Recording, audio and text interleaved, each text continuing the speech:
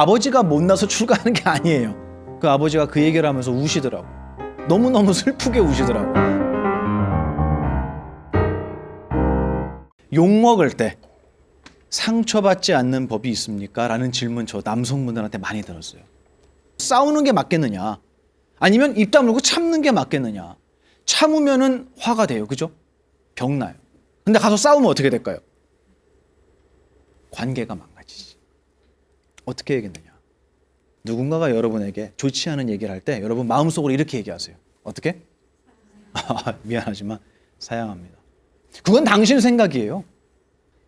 얘기를 하면 싸우게 되고 내가 참으면 병이 돼요. 이거 어떻게 할 거냐 이거예요. 그럴 때 써먹으시는 거예요. 어떻게? 사양합니다. 마음속으로 얘기하세요. 너는 다 좋은데 임마 이런 게 안 좋아 라고 누군가가 말도 안 되는 소리를 하면 마음속으로 아, 네, 고맙습니다. 겉으로는 이렇게 얘기하는 거예요. 고맙습니다. 아유, 조언해 주셔서 감사합니다. 해놓고 속으로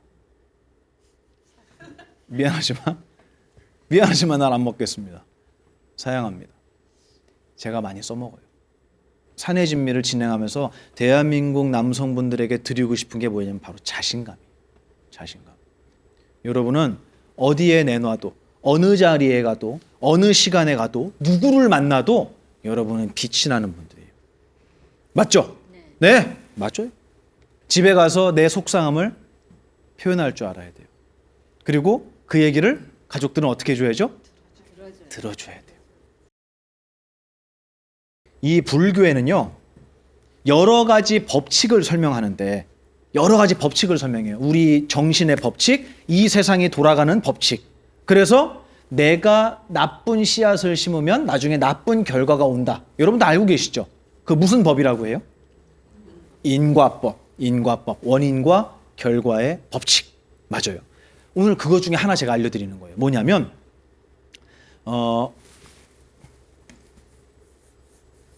제가 그림 잘 그리죠?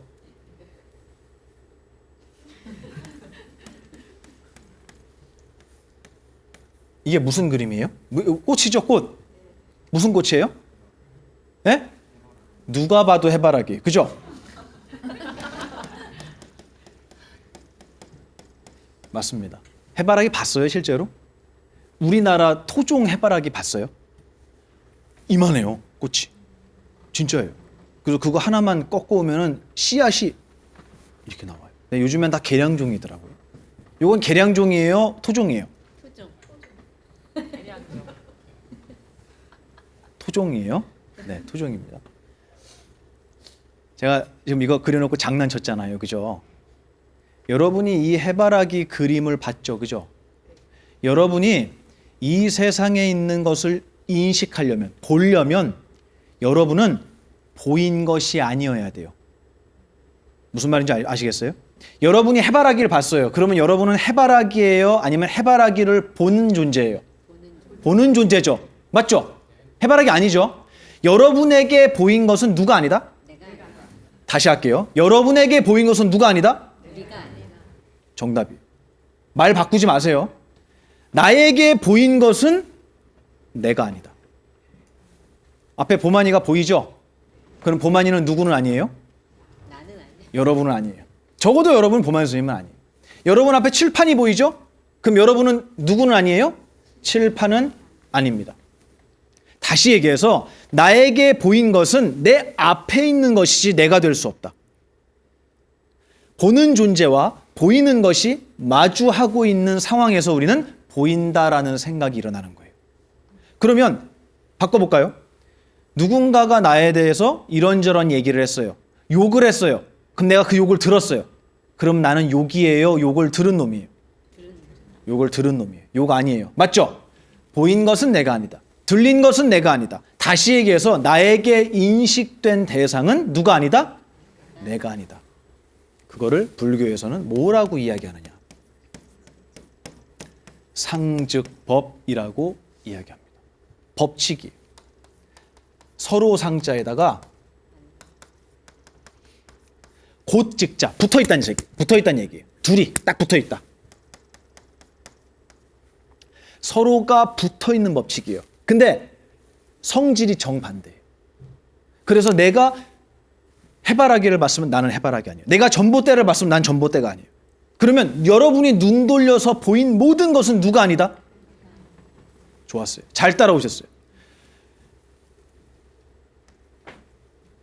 그러면 여러분이 누군가한테 빈정상하는 얘기를 듣고 불쾌한 마음이 일어났어요. 짜증이 일어났어요. 여러분 마음속에 짜증이 일어났어요. 그럼 여러분 짜증 났다는 거 알아요, 몰라요? 알죠? 그래서 이렇게 얘기해요. 아이씨, 짜증나. 해봤죠? 내가 짜증이 났다라는 것을 알았어요, 여러분이. 그러면 여러분에게 보인 것은 누가 아니다? 내가 아니다. 방금 여러분 앵무새처럼 떠드셨잖아요. 말 바꾸지 말라고. 나에게 보인 것은 내가 아니다. 나에게 짜증이 일어났다는 걸 여러분 봤어요, 못 봤어요? 봤기 때문에 나 짜증나! 라고 얘기를 하는 거예요. 내가 우울해지면 나 우울하다는 걸 알아요, 몰라요? 알아요. 나는 우울함을 본 거예요. 그렇죠. 보는 존재예요. 그러면 나에게 보인 것은 누가 아니다? 내가 아니다. 이 법칙입니다. 그렇기 때문에 제가 그랬어요. 이 얘기를 설명을 왜 했느냐. 속에 있는 거 얘기하시라고. 그랬죠. 나 이러이러해서 되게 속상하고 되게 슬펐고 되게 외로웠어요. 라고 얘기하려면 그 외로움, 그 속상함, 그 분노를 어떻게 해야 돼요? 봐야 돼요. 봐야지 얘기하는 거예요. 맞습니다. 나 이렇게 슬펐어 라고 얘기하려면 내 슬픔을 봐야지 얘기하는 거예요. 보인 것은 누가 아니다? 보인 것은 내가 아니다. 매우 매우 매우 중요한 불교에서 알려드리는 이 세상의 법칙입니다. 여러분은 슬픔을 느끼는 존재고요. 분노를 느끼는 존재고요. 여러분의 우울함과 여러분의 짜증을 다 보고 있어요. 그래서 내가 짜증나라고 얘기할 수 있었던 거예요. 그러면 그걸 보는 순간에, 그걸 떠들고 있는 순간에는 여러분은 그것을 보는 존재지 그것이 아닌 거예요. 이게 여러분 상담학에서요. 상담에서 첫 번째가 뭐냐면 경청입니다. 들어주는 거예요. 상담사가 내담자의 이야기를 들어주는 거예요. 판단하지 않고. 그러면 내담자가 상담을 하러 오신 분이 저 선생님, 저 스님, 어머니, 저 아버지, 저 마음이 이랬어요. 저 이렇게 속상했어요. 라고 자기 얘기를 털어놓을 수 있게 유도해줘요. 그리고 거기에 대해서 판단하지 않아요. 아이고, 엄청 힘드셨겠네요. 동의해줘요. 공감해줘요. 그러면서 그 사람의 이야기를 할 수 있도록 끄집어내면서 들어줍니다. 그러면 그 내담자는 와서 자기도 모르는 사이에 내 마음에서 슬픔이 났고 내 마음에서 분노가 일어났고 막 떠들어요. 떠들 때는 자기 마음을 봐야 돼요, 안 봐야 돼요? 봐야 떠들 수 있잖아요. 보인 것은 그래서 그 순간만큼은 그 감정으로부터 벗어나 있게 돼요.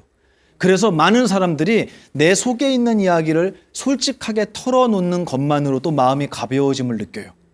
상담의 기초입니다, 이게. 아셨죠?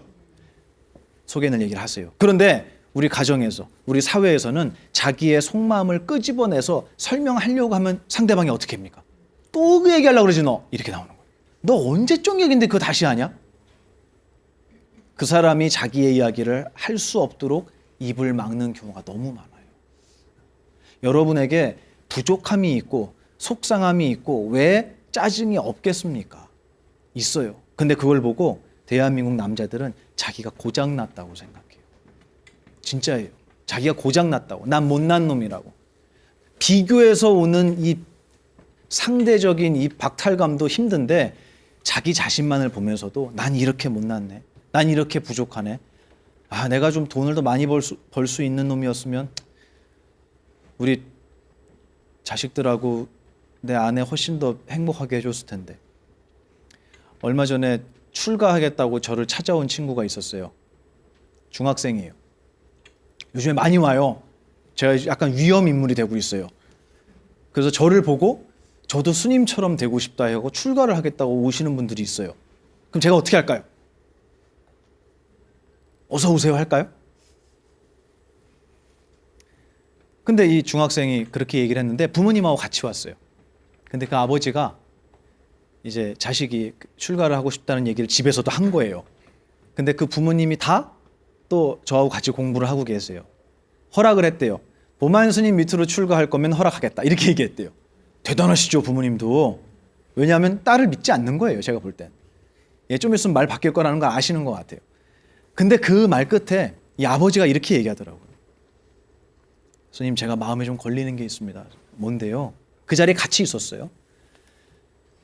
제가 돈을 더 많이 벌고 제가 더 화목한 가정을 만들고 제가 이 녀석에게 부족함이 없이 키울 수 있었다면 얘가 출가를 생각했을까요? 라고 얘기를 하더라고요. 여러분 어떻게 생각하세요? 부족함이 없이 키웠으면 그 녀석이 출가한다는 얘기 안 했을까요? 저는 했을 것 같아요. 했을 것 같아요. 집안이 부족하고 아버지가 못나서 출가하는 게 아니에요. 보만이라는 놈을 보고요, 이 부모님들이 속상할 만한 생각을 한 거예요. 그냥 자기가 출가하고 싶다. 나도 저 스님처럼 자유롭고 행복하게 살고 싶다. 그게 잘못된 건 아니에요. 그죠? 근데 아버지 마음은 어땠어요? 미안한 마음이 든 거예요.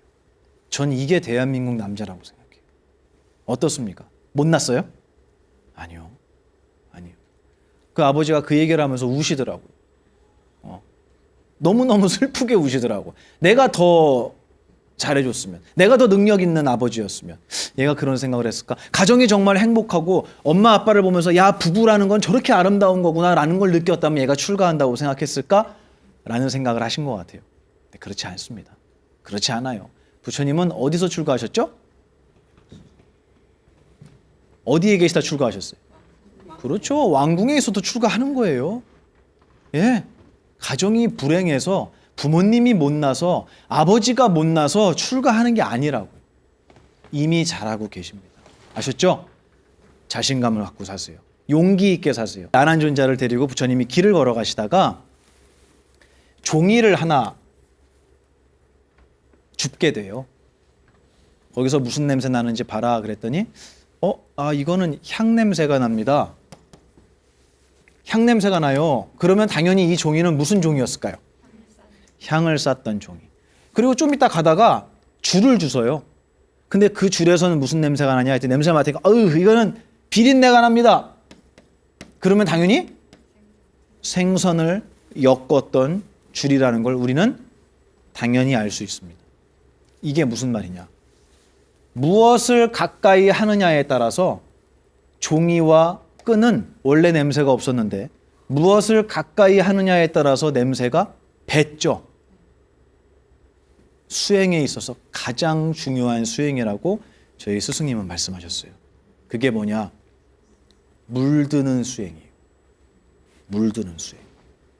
그거를 불교 용어로 제가 정말 좋아하는 단어입니다. 훈습이라고 해요. 습관이에요, 습관. 습관인데 저 훈자가 여러분 좋아하는 그 훈제 오리 좋아하시죠? 그 훈자가 무슨 훈자예요? 연기. 그렇지. 연기 훈자예요. 습관이 어떻게 되는 거예요? 연기 냄새가 배듯이. 불난 집에 들어갔다가 나오면 어떻게 될까요? 불냄새 나죠, 그죠? 저도 옛날에 다리 밑에서 불장난하다가 할머니한테 가면 맨날 등짝 스매싱을 맞았는데 도대체 어떻게 아셨을까를 몰랐어요.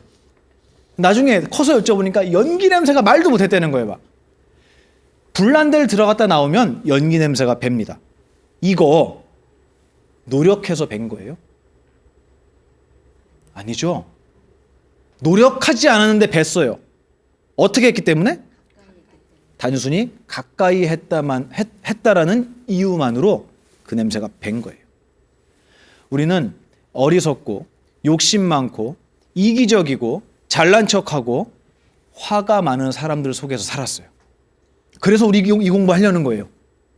주위를 돌아보면 아름다운 사람도 많지만 어떻게 저렇게 살지? 사람들이 왜 이렇게 이기적이지? 왜 다들 자기 거밖에 모르지? 그 속에서 우리는 태어났고 그 속에서 살아왔습니다. 그러면 어떤 냄새가 뱄을까요? 무명의 냄새가 밴 거예요. 어리석음의 냄새가 배웠습니다. 노력했습니까? 아니죠. 아닙니다. 그러면 이 훈습이라는 법칙을 역이용하는 거예요. 노력하지 않고 내가 수행의 결과를 얻을 수 있는 방법을 알려주신 거예요. 어떻게 해야 될까요? 대답해 보세요, 이제. 도반을. 그렇지. 아름다운 지혜를 배우고 공부하는 도반들을 가까이 하는 거예요. 그게 이걸 얘기한 겁니다. 그리고 이런 가르침을 잊지 않고 전해주시는 스승님을 가까이 모시는 거예요. 그러면 우리 조준호 거사님은 노력하지 않아도 지혜의 향기가 물들게 되어 있습니다. 물드는 수행. 저는 이것이야말로 가장 강력한 것이라고 생각해요. 제가 그래서 이렇게 방송에 나와서 되도 않는 제 이야기를 막 떠들고 정말 뭐 재미지도 않은 개그를 쳐가면서 제가 이렇게 노력을 하는 이유가 있지 않겠어요? 왜냐하면 이런 이야기를 세상 사람들이 듣고 이해하고 공감해서 대한민국이 바뀌기를 바라요. 그래서 저에게 너는 꿈이 뭐냐라고 물어본다면 저는 망설이지 않고 이렇게 대답합니다. 부처님의 가르침이 상식이 되는 세상을 만들고 싶습니다. 전 그렇게 얘기해요. 부처님의 가르침은 뭐냐면요. 원인을 지었으면 결과가 온다. 무슨 법? 인과법. 그런데 우리는 원인을 짓지 않고 결과를 얻으려고 해요. 그러니까 고통스러워지는 거예요. 야, 원인을 안 심고 어떻게 결과를 얻어? 라는 이 말이 상식이 됐으면 좋겠는데 요즘은 이게 상식이 아니라 야, 저축해갖고 무슨 집을 사? 너처럼 그렇게 정직하게 일해갖고 무슨 성공을 하고 돈을 벌어? 그거 말고 똑똑한 사람들은 이 길을 가는 거야. 그런 세상 말고 정직하고 용감하고 착한 사람들이 존경받는 세상이 저는 왔으면 좋겠어요. 그래서 제가 떠드는 거예요. 다시 얘기하면 우리 후대에 태어나는 우리의 뒤를 잇는 후대 사람들은 우리 이 젊은이들은 노력하지 않아도 이 훈습의 법칙으로 부처님의 지혜를 나도 모르는 사이에 물들어 갔으면 좋겠어요. 그런 세상이 오겠습니까, 오사님? 네, 고맙습니다. 저는 올 거라고 믿어요.